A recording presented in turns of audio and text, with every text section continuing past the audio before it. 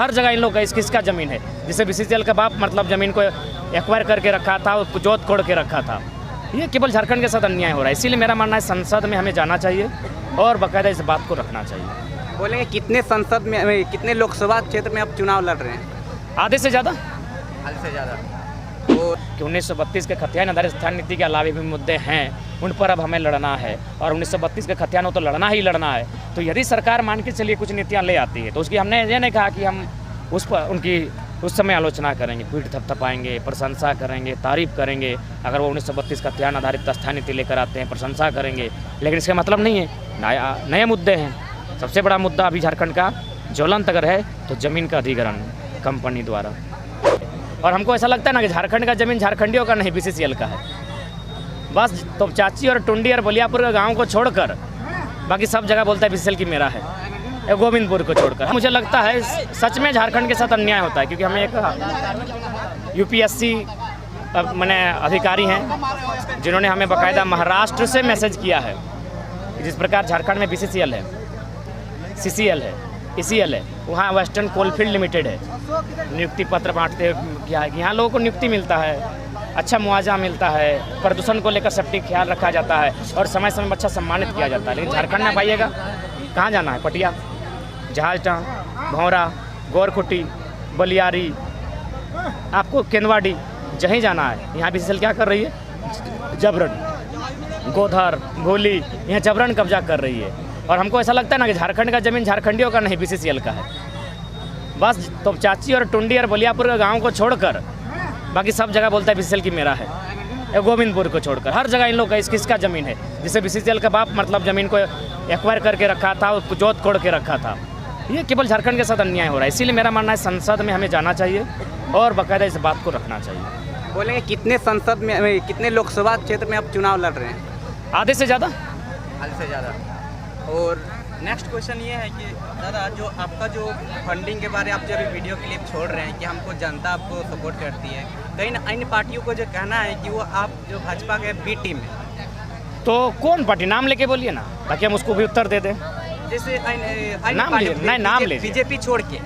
नहीं अन्य नाम लीजिए। जैसे कि बीजेपी छोड़ के जैसे आईसू हो गया, आपका जेएमएम हो गया।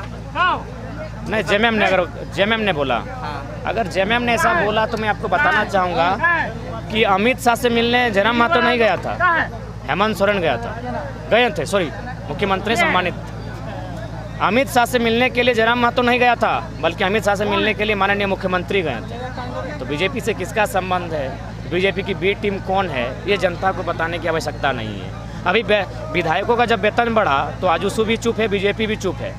तब तो गठबंधन गठजोड़ हो गया। जब मुद्दों की बात आती है तभी अपने आप को कहते हैं कि हमारी अलग विचारधारा है। कुछ विचारधारा अलग नहीं है। सब कॉरपोरेट के दलाल हैं, कोई टाटा का, कोई वेदांता का, कोई अडानी का, कोई एनटीपीसी का, कोई बीसीसीएल का। जितने भी लीडर है चंदा में चुनकर जाते हैं, मैक्सिमम, सबको नहीं बोलेंगे, दो चार ईमानदार हो सकते हैं। तो सब मोटा मोटी कंपनियों के दलाल हैं, इनको कंपनियों की दलाली करनी है, इसीलिए आज राजकीय दुर्दशा है।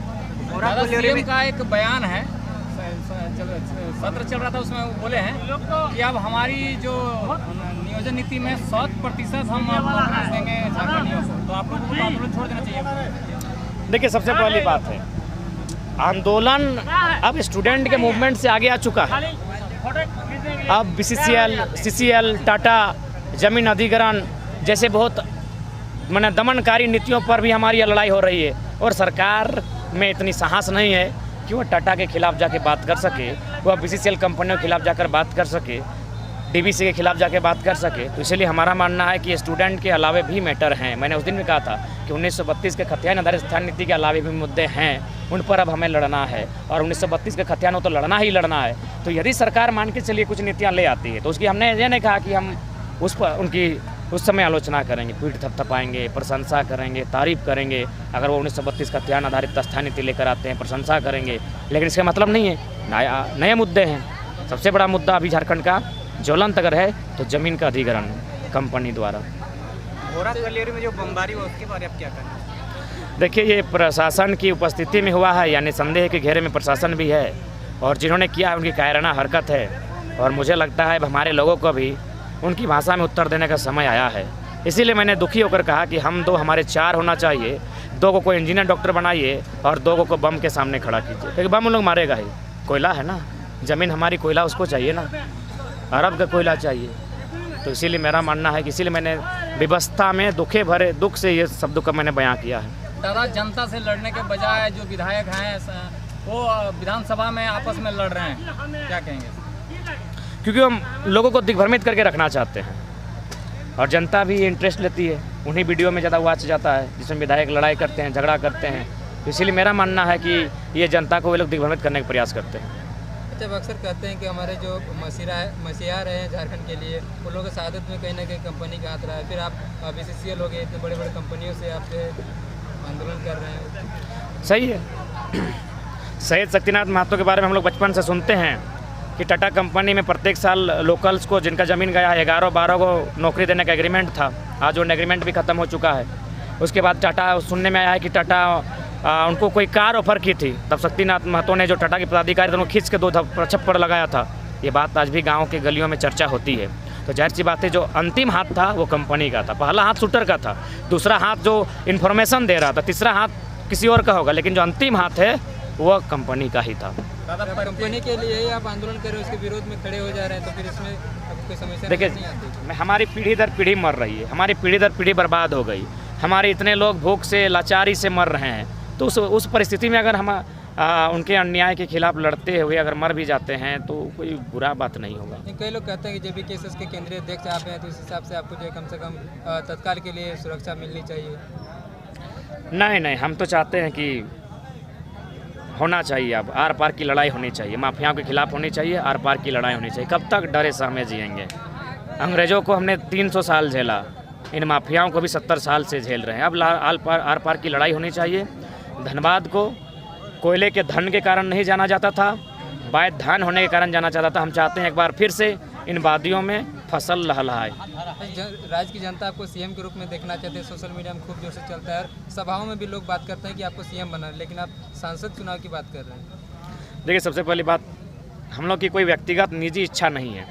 अगर निजी इच्छा होती है तो हम लोग चुनाव को उस अनुसार देखते हैं। हमारी इच्छा है कि जो बात हम अभी आपके सामने रख रहे हैं, आप भी डिजिटल मीडिया है, तो यही बात सदन तक हमें पहुंचानी है, पूरे भारत तक पहुंचानी है। तो उसके लिए हमें नेशनल का सहारा लेना होगा। तो नेशनल का सहारा लेने से पहले हमें MP बनना होगा, हमारे साथियों को MP में चुनकर जाना होगा। वहाँ जब हम अपनी बातों को रखेंगे तो नेशनल मीडिया में जगह मिलेगा, बाकायदा पूरा देश जानेगा कि WCL महाराष्ट्र में काम करती है तो अच्छा करती है, वही कंपनी जब झारखंड आती है ECL और CCL के नाम से, तो यहाँ के लोगों का दमन करती है, नरसंहार करती है, गर्दन काटती है।